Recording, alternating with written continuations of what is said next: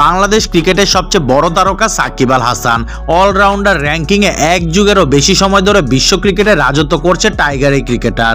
নিজ দেশ তো বটেই, বিশ্বের নামী সব ক্রিকেটারদের পছন্দের তালিকায় আছেন সাকিব। বাংলাদেশের সাবেক এই অধিনায়ককে নিয়ে এবার বড় মন্তব্য করলেন ভারতের সাবেক ক্রিকেটার আকাশ চোপড়া। সম্প্রতি ঘোষিত আইসিসির বর্ষসেরা দলে সুযোগ পাননি দক্ষিণ আফ্রিকার কোনো ক্রিকেটার। টি-20 বিশ্বকাপের রানার্স আপের পর আইসিসি টেস্ট চ্যাম্পিয়নশিপের ফাইনালে উঠেছে প্রোটিয়ারা। এদিকে বর্ষসেরা দলে জিম্বাবুয়ের ক্রিকেটার থাকলেও বাংলাদেশের কারো জায়গা হয়নি।